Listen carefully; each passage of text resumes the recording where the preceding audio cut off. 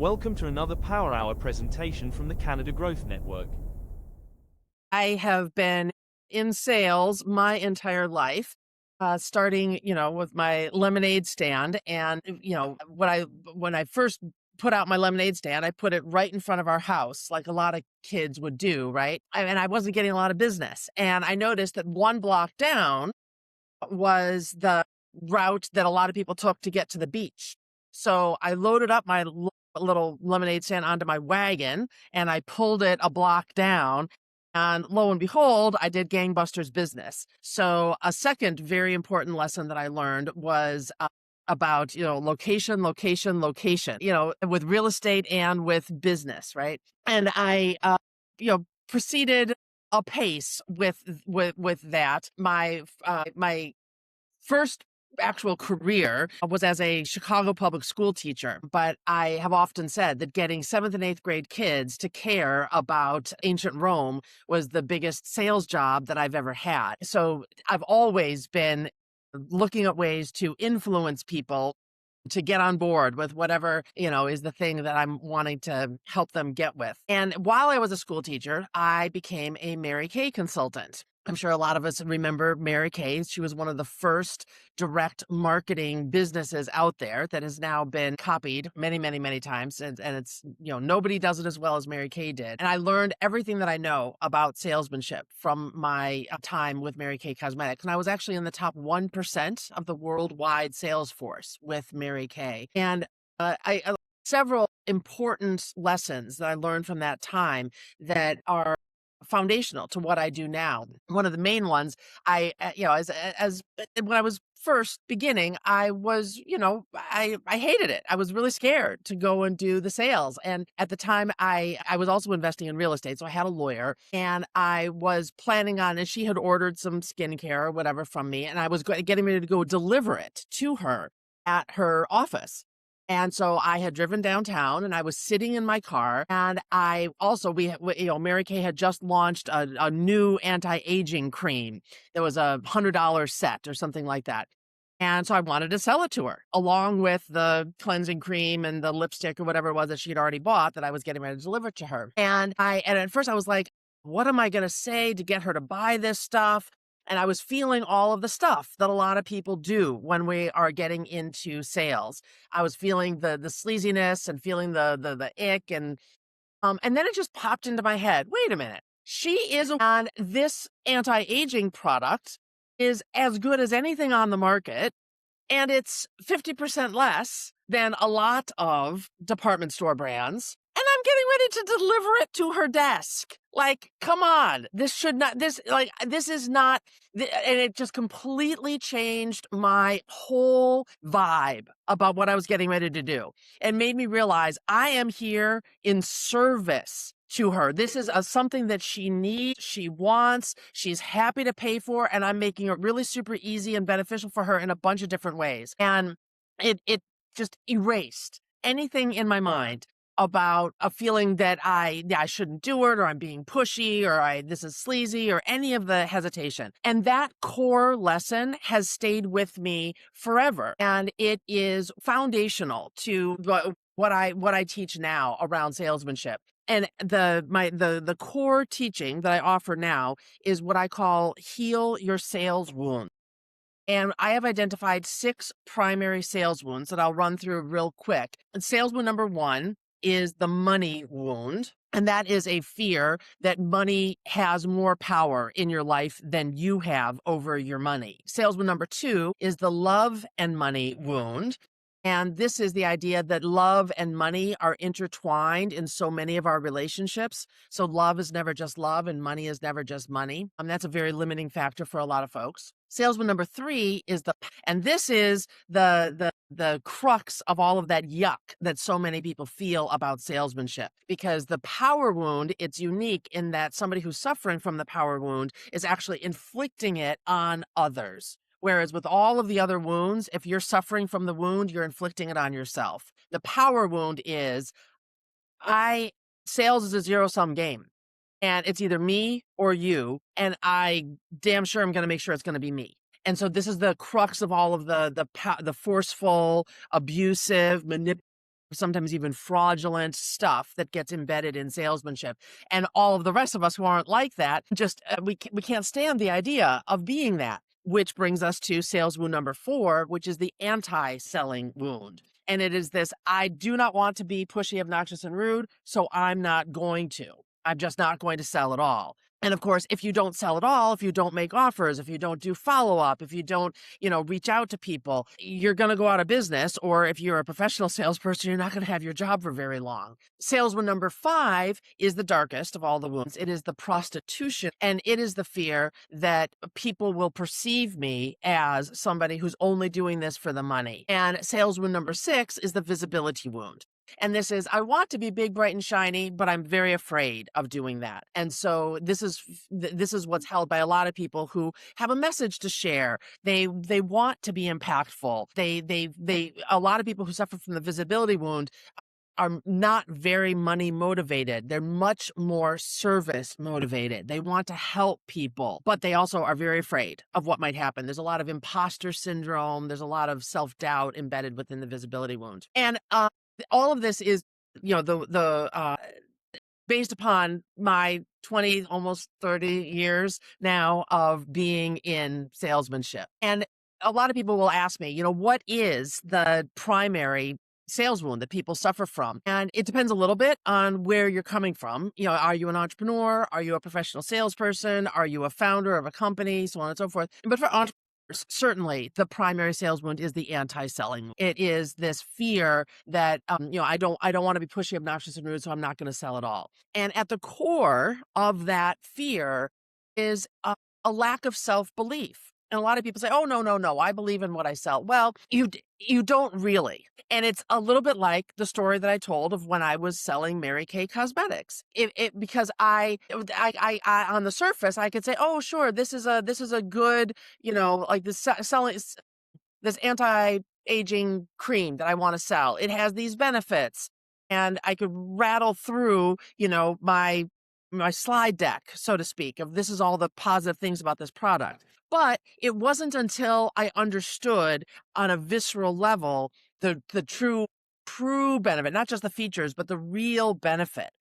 Specifically, this person truly wants this product. She's a woman of a certain age. She doesn't like those wrinkles. She would love to have something that gets rid of that. And it's a more economically priced than something else that I could sell her. And by the way, I'm delivering it to her desk at her office. And so when you understand that real value of what it is that you're selling, it allows you to stand in your own power and to recognize I'm not being pushy, obnoxious, or it unlocks everything as far as the anti-selling wound goes. The second thing that I want to talk about, though, is around communicating. And this idea that, what so many people say to me, they are afraid of selling. Oh, I don't want to be pushy, obnoxious, or rude. It comes when they don't know what to say. They don't know what to write in their email. They've got to send a follow-up email, or they're trying to do a networking and they're, I don't know what to say to get somebody to buy. And there's 2 routes that I talk about. One is if you're doing it in writing, and the second one is if you're doing it in person. So let's talk about in person first. So if you're doing networking, which is the primary method for lead generation for most small business owners, most small businesses don't have much of an advertising budget. And you shouldn't be spending a lot of money on advertising if you are a small business owner. So networking and referrals is the other way, but that a lot of what I'm going to say about networking applies to referrals as well. And then of course, repeat business. Good job, and so people keep coming back to you. But if you're networking, a lot of people go into a networking event and think to themselves, okay, I want to go into this networking event for the purpose of making some sales because I feel the need to make some money this month, to add a couple new people to my register. And so they go into the networking event thinking, how do I get this person to buy my thing? And that's the completely wrong approach. You've got it backwards. Instead, you need to go into a networking event thinking, how can I most quickly find out what is important to this person? That's the thing that you need to be thinking about in your networking. What is the fastest way? What's the question that I can ask that will get me to the heart of what's important to this person right now. And you need to think about that question in terms of what needs to be important to them if they want to buy my thing. So you need to, it's a two-part, a successful networking is a lot about the preparation and thinking to yourself, what is it that needs to be true about somebody if they're going to be a good purchaser for whatever it is that I'm selling? And then once you know what is it that needs to be true, well, now what's a question that I can ask that finds out if that is what matters to them or not? And embedded within that is you have to be willing to hear no. And so many people have such a fear of hearing, and it's not just the no at the end of the sales conversation of like, I've heard your pitch and no, I don't want to buy. It knows all along the way.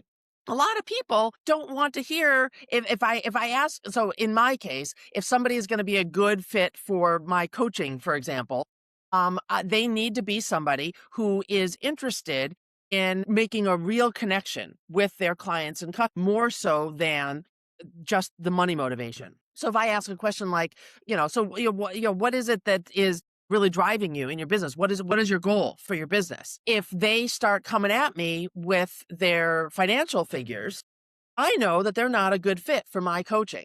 And I have to be willing to hear that as a no.